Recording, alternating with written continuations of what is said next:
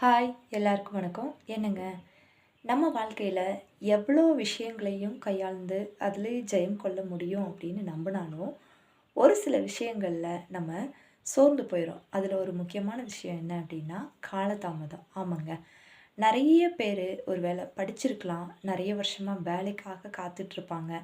அந்த தாமதத்தை கையாள முடியாமல் இனிமேல் நம்ம வாழ்க்கையில் எதுவுமே நடக்காது அப்படின்னு சோர்ந்து போயிடுவாங்க.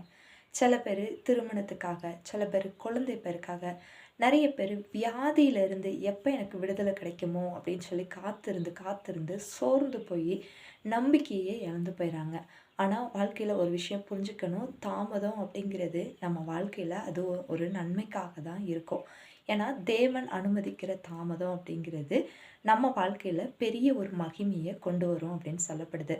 ஆமாங்க, வேதத்தில் ஒரு வசனம் சொல்லப்படுது, நெடுநாள் காத்திருக்கிறது இருதயத்தை இளைக்க பண்ணும், விரும்பினது வரும்போது ஜீவ விருட்சம் போல இருக்கும் அப்படின்னு சொல்லப்படுது. ஆமாங்க, வேதத்தில் கூட எவீரு அப்படிங்கிற அவருடைய பொண்ணு ஜரத்தினால அவதிப்படுறான்னு ஆண்டவரை பார்த்து வீட்டுக்கு கூட்டிகிட்டு போய் சுகப்பெற்றலான்னு ஆசையோடு வராரு.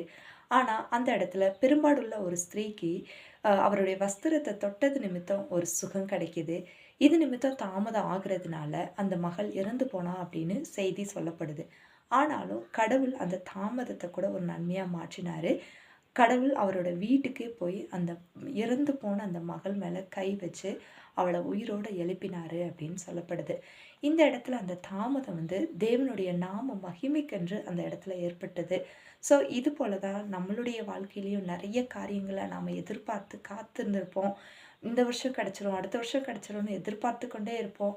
ஒரு குறிப்பிட்ட வருடங்களுக்கு அப்புறம் என்னுடைய நம்பிக்கையே போச்சு, இனிமேல் என் வாழ்க்கையில் இது நடக்கவே நடக்காது அப்படின்னு நீங்கள் நினச்சிக்கிட்டு இருந்தீங்க அப்படின்னா அப்படி இல்லைங்க. உங்கள் வாழ்க்கையில் கடவுள் பெஸ்ட்டான ஒன்றை கொடுக்க போகிறாரு. அதுக்காக தான் இந்த காலதாமதத்தை அனுபவிச்சிருக்காரு அப்படின்னு நீங்கள் ஏற்றுக்கணும். தேங்க்யூ. God bless you.